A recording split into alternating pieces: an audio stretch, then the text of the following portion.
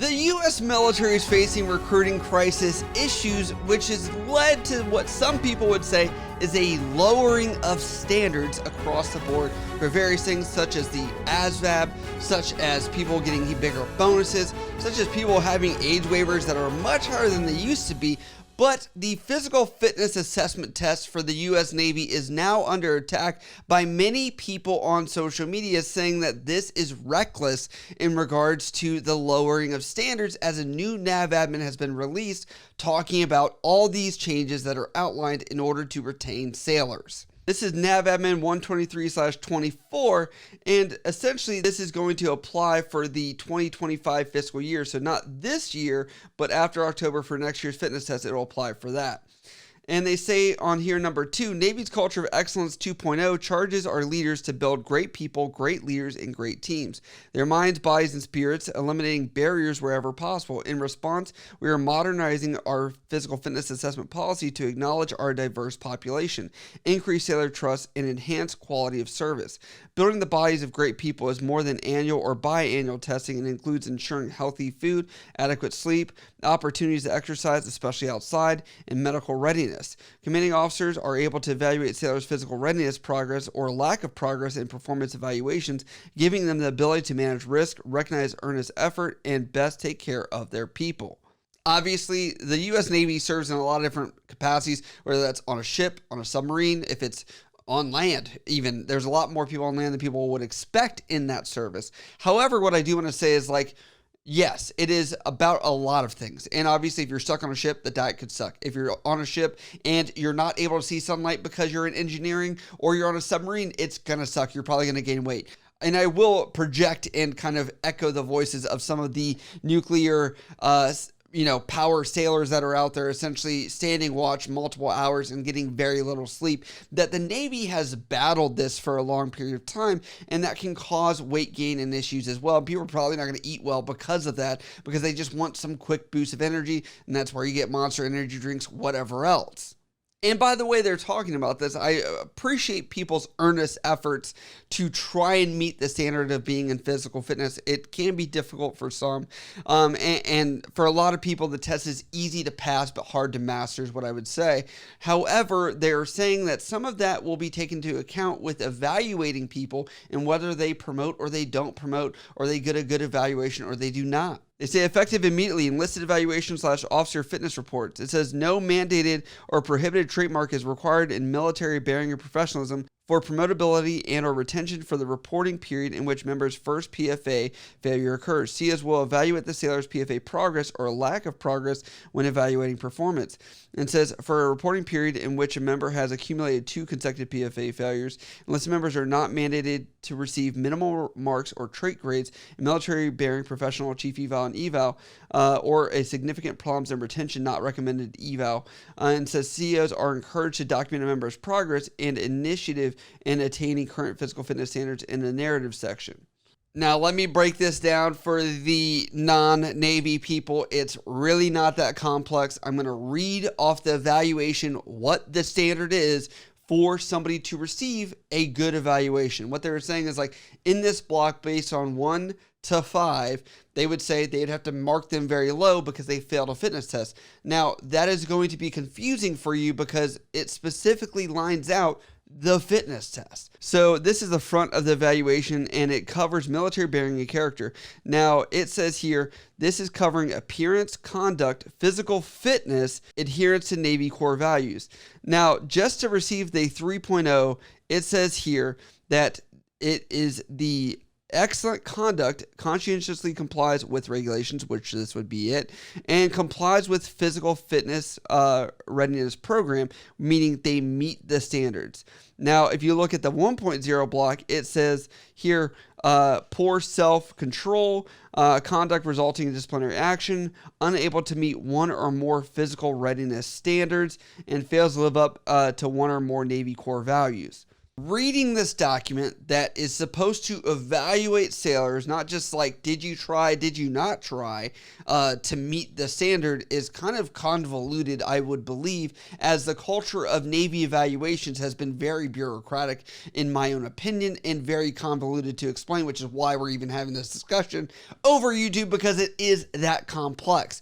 But there's even more when it comes to letting people stay in the military, because apparently we can still put people up as great evaluations even if they don't meet the standards and they're trying.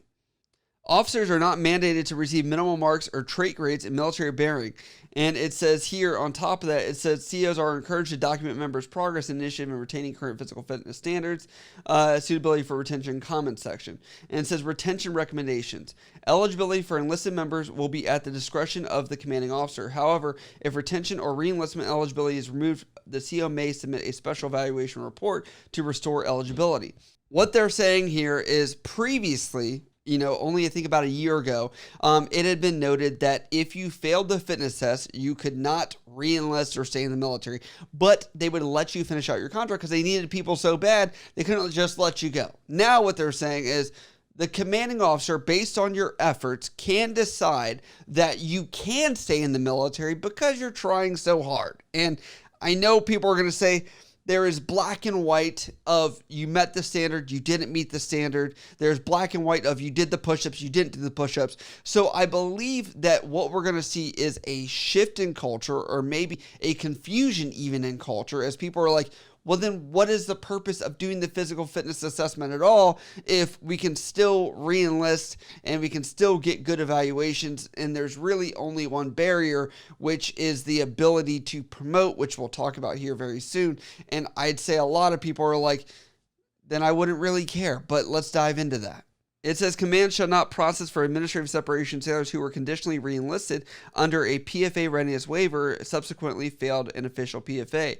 Reporting seniors retain the authority to recommend against retention, though, or through the use of an adverse evaluation. This change provides command leadership discretion on retention recommendations that exercise in the best interest of the Navy. In exercising the sailor's discretion, command should consider sailors' A, qualifications for continued service based on the sailor's ability to perform the function of their rate without physical or medical limitation at sea, shore, or isolated duty, their overall ability to contribute to the Navy mission, and C, the likelihood of improvement in meeting PFA standards within the next 12 months. So what they're saying here is if you're highly trained and you're highly needed by that command and that commanding officer, they say, we need you, they will let you stay in. That should be evaluated and really is the highest priority, right? Not even the standard of the PFA. I don't know if this is an order on purpose, but the way I'm reading it is if you can meet the standard within 12 months is the final priority. But if you can meet the Navy mission, that's what they care about. Now, on top of that, I will say what's interesting in the document here is that I would say, look at the pipeline of what's coming through, for example. Like, if we have not a lot of people coming through, a commanding officer is probably going to say, I don't know if I'm going to get this specialty trained person with this specialty job that I just do not know if I'm going to get that. And I cannot fulfill my mission if I don't have this sailor, even if they're overweight. So essentially what they're going to say is, we're going to keep them. And that's just going to be what the case is going to be. And so I believe that we're going to see a huge culture shift as far as that goes. And I believe that once this culture shift this way, that we should probably see what will the ramifications later on be to shift it back. On top of that, I will say that maybe if their job doesn't require them to be physically fit, maybe we need different standards for different jobs, just like the Army was trying to do. Just putting that out there as maybe a possible solution to this.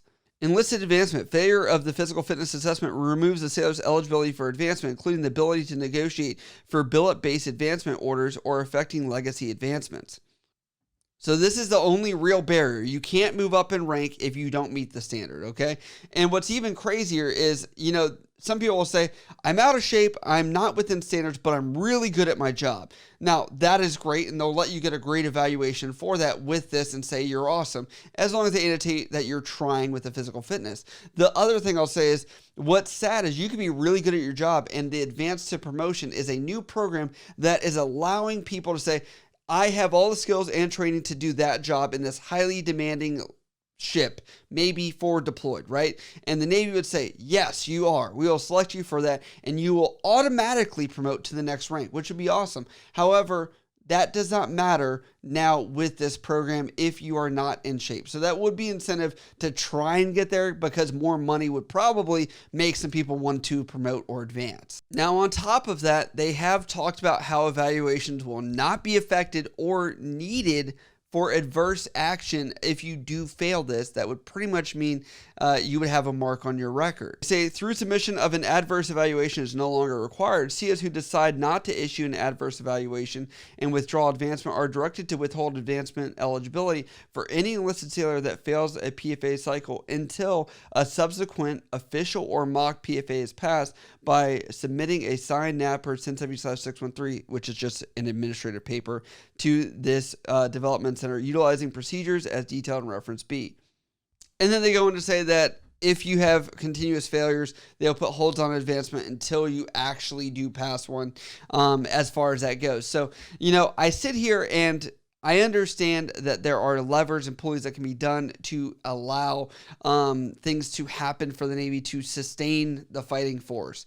However, I would look at other branches as well. For example, the Marine Corps has not lowered any standard. If anything, the only thing they've changed with their standard was the forearm plank, where that was actually, I would say, probably more difficult than the crunches or sit-ups that they used to do. So if anything, I'd say the test has gotten harder, but the Marine Corps has not really had issues with sustaining their fighting force. They've met recruiting numbers and things like that. So essentially, maybe this is just showing that the Navy is having a harder time than even other branches, even though they look like they're probably on track to meet the requirements for recruiting this year, as many reports have come out. And because of this, the social media sphere has essentially been outraged by this, saying that these are bad policies, this is not a good look for the Navy, and essentially saying that they should be doing other things in order to make sure that the standards are being met. But let's read those right here. Victorious Nazi says, setting up sailors in the long run to fail. Fitness is an inherent requirement of military service. Those who are writing these policies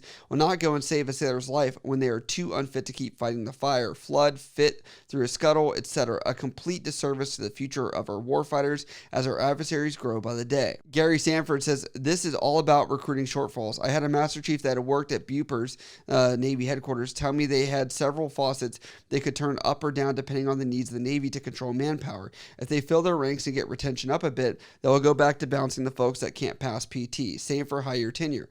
I am still of the opinion Gen Z was not raised to fit in the highly hierarchical structure of the military with the hard division between the officers and enlisted. They like more equality to all. Dustin Turner writes, the fitness standards aren't even hard. If you can't pass them, then you shouldn't be in the military at all. Other countries are laughing at us. So looking at this entire process of this unfolding in front of our eyes, and, we had a lot of other issues as the ASVAB was reduced to 10, higher bonuses, people coming in. We removed age restrictions and made them better for the U.S. Navy. There have been so many things that we've let people stay in longer, even though they've not made rank. You can pretty much just stay as long as you're going to fulfill critical billets. This, I believe, is just another domino that is going with that march towards what a lot of people are saying of there are issues with keeping people in the service right now, and why we're seeing even a pay bump of what they're saying of 19% in order to do so. But I would say, with all this going on, I'd love to hear people outside the military and your thoughts weighing in on this. And on top of that, people that are definitely in because you've weighed in and done the standard yourself to kind of look at this through your own lens and maybe even from another branch. But as always, if you guys like what I cover here on the channel, hit me up over on Instagram, Snapchat, Twitter, TikTok, or down in the comments below. I love you guys. I'll see you next time.